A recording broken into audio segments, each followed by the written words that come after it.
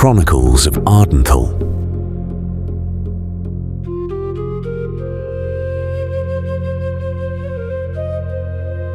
Episode 1: The West Tower. Alina sat by the window of the West Tower and rested her forehead against the cool glass. Below her lay the valley of Ardenthal, rolling gently down toward the Arden River, which shimmered in the morning light, narrow and quiet, as if it had never done anything but move silently through the land. Beyond the walls, the southern fields were green again, still low, still cautious, but alive.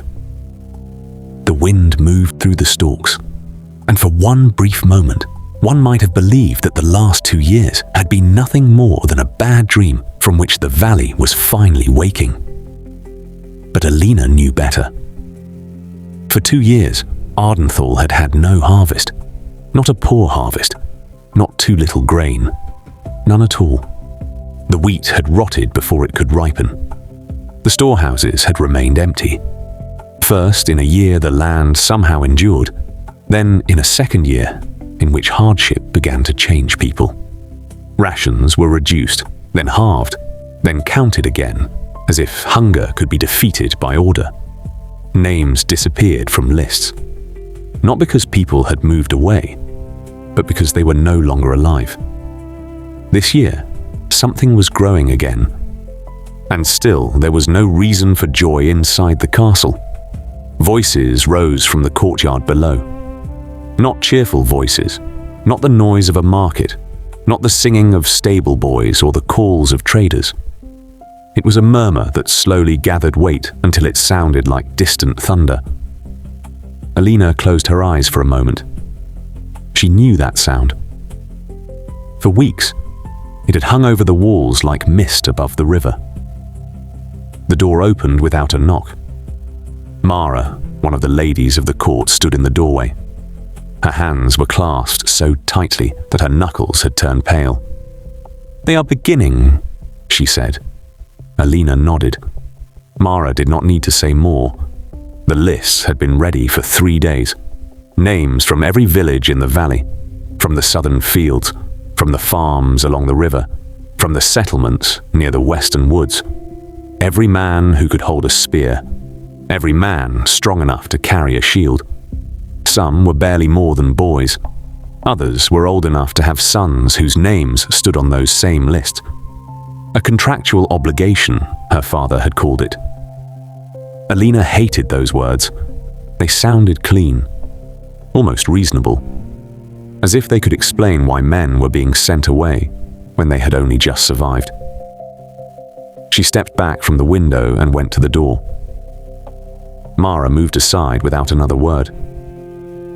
The way down led through long corridors whose stones had been worn smooth by generations.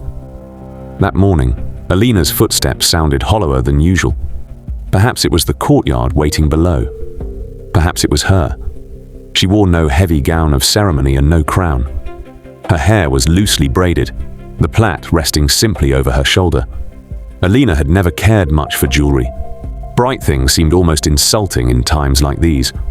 Over the past years, she had carried sacks, distributed water, calmed children, visited the sick, and dirtied her hands without becoming any less a princess.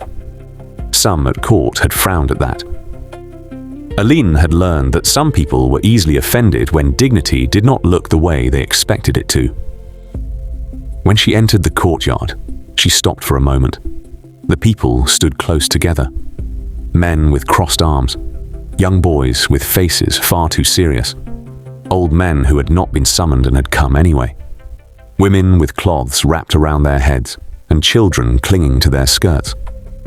Beside the well stood a scribe on a small platform. The parchment in his hand rustled in the wind. On the balcony above the courtyard stood the king. Alina did not look up at him, not yet. Even without looking, she knew how he stood there. Shoulders straight, hands on the stone, his face calm enough for everyone who needed to see a king. As a child, she had believed that calm was strength. Later, she had understood that her father often seemed calmest when he was most afraid. The scribe lifted the list. When he read the first name, a silence settled over the courtyard, heavier than any quiet that had come before. Jacob of Dorfheim, a man in the second row, nodded almost imperceptibly. His wife reached for his sleeve and held it, as if cloth could be stronger than a command. Henrik of the Southern Fields. A boy raised his head, perhaps 16, too young for a beard, but old enough, apparently, for a spear. Alina felt her stomach tighten. It was not the loudness of the names that struck her. It was their sameness. Each name was spoken as if it belonged on that list, as if it were the most natural thing in the world for ink to decide over lives. She searched the crowd for familiar faces and found too many. Thompson the baker, who had secretly given her warm bread as a child whenever she escaped from lessons. Rudolph from the western woods, who brought the best apples every autumn and always claimed they were for the kitchen, though he knew Alina would get the first one. Two brothers from the river farms who had once caught frogs by the castle moat. And then she saw Matthis. He stood farther back, beside two other young men from the stables. His shoulders had grown broader over the past year. His hair was a little longer than court custom preferred. His hands were folded calmly in front of him. No trembling, no defiance. Only that strange stillness that sometimes settled in people when they had understood what others had yet to say aloud. The scribe drew a breath. Matthis, son of Edrin. The words were not loud, but they cut. For a moment the courtyard seemed to grow smaller. Matthis raised his head, and this time their eyes met. It was not a long look, not a secret farewell, not a promise. Only a short, steady moment in which there was more than surprise. Then he nodded. Not to her, not to the scribe, perhaps only to himself. Only then did Alina notice that her fingernails had pressed into the skin of her palms. She had known his name was on the list. She had seen the lists. And still, knowing was one thing. Hearing a name fall from a stranger's mouth was another. Someone moved beside her. Serafina had stepped to her side unnoticed. The queen wore a dark gown of heavy fabric. Her face remained calm, almost expressionless. But Alina had learned the difference between coldness and restraint. Serafina was not cold. She was tired in a way the court usually mistook for dignity. "You should not be standing down here," she said quietly. Alina did not answer at once. "Where else should I stand?" she asked at last. Serafina did not look at her, but up toward the balcony. "Beside your father." The king stood with both hands resting on the railing. From below, he looked larger than he was. "He needs you there," Serafina said. Alina shook her head slightly. "They need me here." She knew still that Serafina was right. Her father would be expecting her up there beside him, visible to everyone in the courtyard. Once, Alina had liked standing at his side. Not on days like this, not before silent people with fear in their faces, but on bright mornings when he had explained the valley to her from the balcony. There, the western woods. There, the southern fields. There, the old farms along the river. He had taught her not to see a land as a map, but as a sum of people, paths, harvest, and memories. Back then, she had held his hand because the balcony had felt too high. Today, she stood below because the distance between them seemed greater than any height. Now Serafina turned her face toward her. Her eyes were not soft, but attentive. "You cannot change anything from here." "Perhaps not," Alina said, "but I can see it." The scribe continued. Name after name, each one a small crack in the courtyard. Again and again, sobs could be heard. Someone quickly wiped at their face and pretended it had only been dust. Two boys moved closer together, as if they could make one another older. Somewhere, someone laughed once, too loudly and too falsely. After that, the silence only deepened. Alina remained standing. She could have moved, taken one step forward or one step back, done anything that might have given her body the feeling that it was not held in place. But she stayed until the scribe lowered the parchment. The crowd exhaled audibly. It was over, and yet no one was truly relieved. Some remained where they stood, as if waiting for someone to notice a mistake, for a name to be crossed out, for a contract signed somewhere far away to suddenly lose its power. The king stepped forward and raised his hand. Once, that gesture had meant calm. Today, it only meant that now the words would come, that would fasten everything in place. Arvid of Ardenthal did not look like a tyrant. He looked like a man trying to hold together something that had already begun to slip.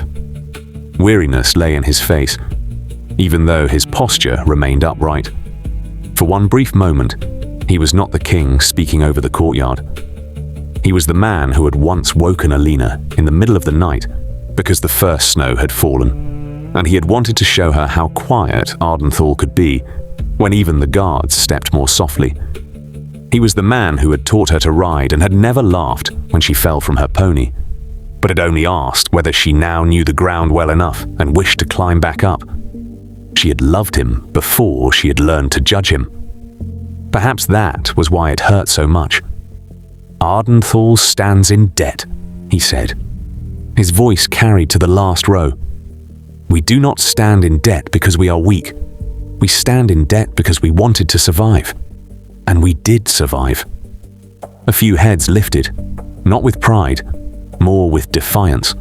Survival was a small word for what it had cost. "I negotiated," the king continued. "I accepted what was given to us. Grain, seed, coin.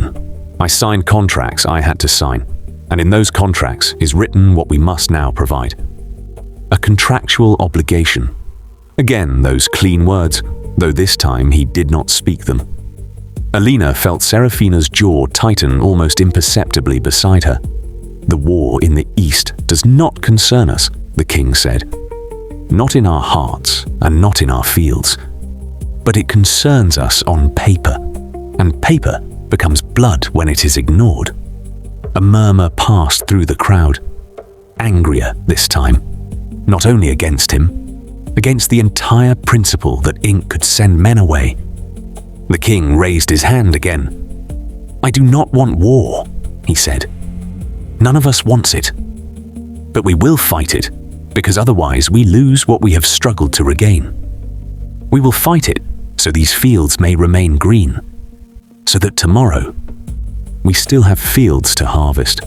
Alina thought of Matthis, of his calm hands, of the look that had not asked permission. If they truly sent him away for these fields, then the green had already been paid for before it had even ripened. The king went on. Words about duty, alliance, and responsibility. Words learned at court, because sometimes words were the only thing left when decisions could not be explained. Alina listened with only half of herself. Part of her wanted to be angry with him, clearly and completely, because anger was easier than this thick mixture of disappointment and understanding. She knew he had not signed those contracts out of greed. She knew how often light had burned beneath his door in the last winters, long after the court had gone to sleep. She knew he had studied lists of supplies until the numbers must have blurred before his eyes. And yet men now stood in the courtyard because his signature had brought them there. That was the cruel thing about it. He was not heartless. He was not careless. And still, it was not enough to make him innocent. Serafina leaned toward her. "Go," she said so quietly that it was almost a breath. "Before you say something they will use against you later." Alina looked at her. "You mean before I tell the truth?" Serafina did not answer at once. "I mean before you say it aloud." In that moment, Alina understood something she should have known long ago. Serafina was not blind. She was not merely playing the queen. She knew the rules that held the court together, and she knew the rules that poisoned it. Alina turned her gaze back to the crowd. Matthis still stood there. He had not moved. Hardness and fear lay so close together in his face that they were difficult to separate. Above them, her father's speech came to an end. For one moment, only one, Arvid searched for her eyes. Alina saw it from the corner of her vision. She could have looked up. She could perhaps have shown him that she understood, at least some part of it. Instead, her gaze remained below in the courtyard. It was childish, she thought. And at the same time, it was the only thing that belonged to her. She wanted to go to Matthis. She wanted to say something, anything that did not sound like farewell. But between them stood other people, and every one of them carried their own goodbye in their chest. Alina understood that her words were no more important than theirs. So she turned and went back into the castle. The writing room lay in the quieter part of the western wing. In times of peace, it was a practice room for ladies of the court and learned scribes. Letters were copied there, documents prepared, poems transcribed, and the fine art of clean handwriting taught. In times of war, it became something else, a place where voices were meant to live on. Most people in Ardenthal could neither read nor write. Anyone who wished to send words to a son, a husband, a brother, or a father at the front came here. Ladies, scribes, and scholars set those words onto parchment. Messengers carried them to the front, where other learned men read them aloud and sent answers back. That way, between those who left and those who stayed, at least one thin thread remained stretched. Alina was one of those who wrote. The next morning, the room smelled of wax, cold stone, and fresh ink. Light fell slantwise through the narrow windows and laid pale stripes across the long tables. Dust motes danced in it whenever the wind found a gap. Outside, armor was being checked and horses saddled. The metallic clatter reached the room only faintly, quiet enough not to disturb, but too loud to forget. Alina sat at one of the tables, sleeves pushed up, hands freshly washed. Parchment lay before her. Beside it stood a small vessel of sand for drying the ink. The first people were already waiting outside the door. They were not the loudest, not the youngest, not the bravest. They were the ones who knew that words could remain longer than voices. A woman entered. In her hands, she held a cloth she kept twisting between her fingers, as if she needed to be certain that there was still something she could hold on to. "For my husband," she said quietly. Alina nodded. "Sit down." The woman did not sit. She remained standing. "I cannot write," she said, as if it were a fault. "You do not need to," Alina replied and picked up the quill. "Tell me what I should write." The woman was silent for a long time. Outside, someone called for a saddle strap. A horse stamped on the stones. "Write," the woman began at last, "that the cows are carrying, that the little one can climb the stairs without help now, that the apple tree has blossoms again." Alina wrote. The quill moved calmly across the parchment. Her script was clear and even. She was not only writing words, she was writing everyday life. She was writing hope in simple sentences. "And write," the woman said, then faltered, "that he must not think of us when it becomes difficult, that he must do as he is told." Alina paused for one breath. "I will write it," she said softly. When the letter was finished, she read it aloud. Not solemnly, only clearly. The woman nodded after every sentence, as if checking whether the words were truly hers. "That is good," she said at last. "That is enough. Enough." Alina scattered sand over the still wet ink and laid the parchment aside to dry. A seal would follow later. The next person entered before the first had fully left. And so it continued. An old man did not know how to begin a sentence that ended with his own death. A young bride wanted to tell her husband that she would not cry, and wept while saying it so quietly that it was almost worse. A boy pretended to be taller than he was. Some wanted to report. Some wanted to give courage. Some wanted to make arrangements. "If I do not return," said a man with a rough voice, "my brother is to take the field, and the debts are written in the little book beneath the bed." Alina wrote that too. Ink dried. Wax warmed. Seals pressed themselves into parchment like small round promises.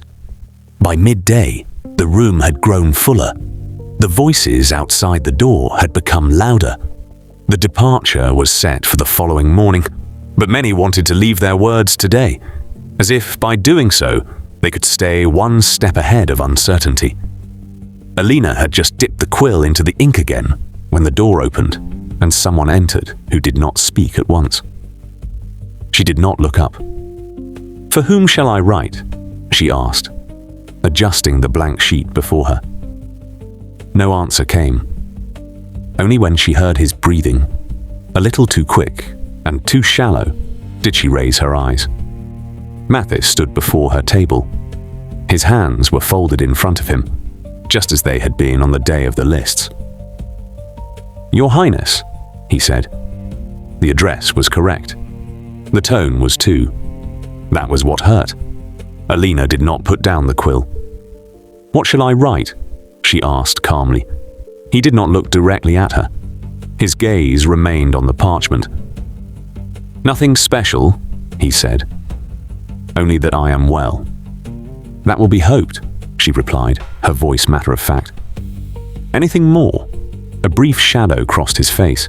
Then he shook his head. "I will come back later."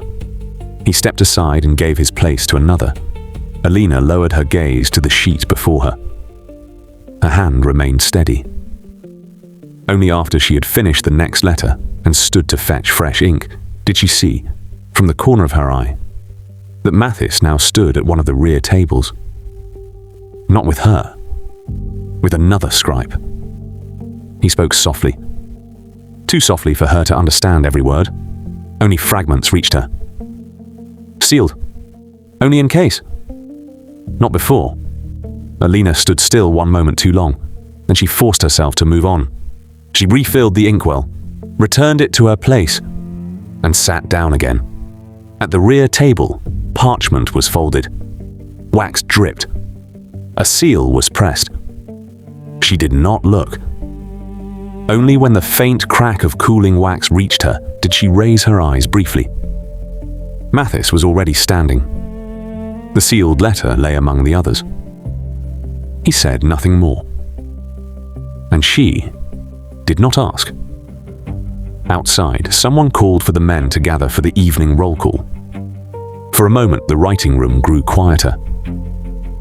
The words had been written. Some of them might never be read aloud. Matthis left without turning back. The door closed behind him with a muted sound. For a moment, Alina heard only the scratching of quills and the quiet breathing of the people in the room.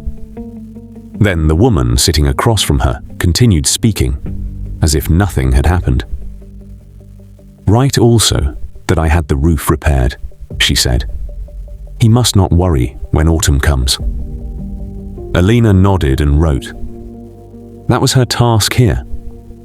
Not to watch who was leaving, not to ask what had been sealed, only to write what needed to be said. Toward evening, the room began to empty. The first candles were lit, though a last trace of daylight still entered through the windows. The wax smelled sweet, mingled with ink and cold stone. A young boy remained last. He looked younger than he had appeared in the courtyard the day before. His shoulders were narrow, his eyes too large for his face. "For my mother," he said, and sat down without being invited. "What is your name?" Alina asked. "Henrik, from the southern fields." She remembered the name from the list. "What shall I write?" "Henrik of the Southern Fields." He was silent for a long time. Then he pressed his lips together. "Write that I am not afraid." Alina looked at him. "Do you truly want me to write that?" she asked gently. He swallowed. "Yes." "Then I will write it." The quill moved. The words stood black on white. Henrik stared at them as if they had a weight of their own. "And now," Alina said, "tell me what else you want to say." His gaze became uncertain. He looked toward the door as if his mother might be standing there. "That she must not slaughter the hen," he murmured. "The one with the black spot. It lays the most eggs." Alina wrote that too. When she read the letter back to him, he nodded after every sentence. At the hen, he smiled briefly.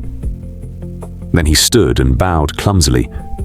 When he was gone, Alina remained alone.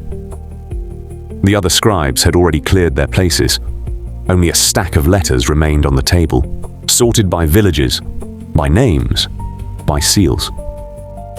Alina let her fingers pass over the envelopes without touching them, sealed, not to be opened, only in case.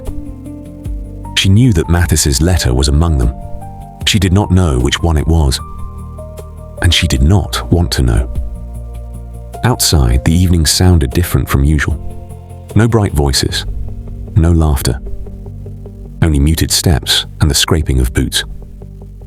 Alina extinguished the candles one by one. With every flame that died, the room grew colder. Before she left, she paused at the door and looked back once more. There were no voices left on the tables, only scraps of parchment, wax, and a few drops of ink. And yet the room was full of people. The next morning, the courtyard was alive early. The men stood in rows. Some wore polished helmets, others only leather straps and simple spears. Between them waited horses, wagons, and sacks. Alina first remained in the shadow of the arcades.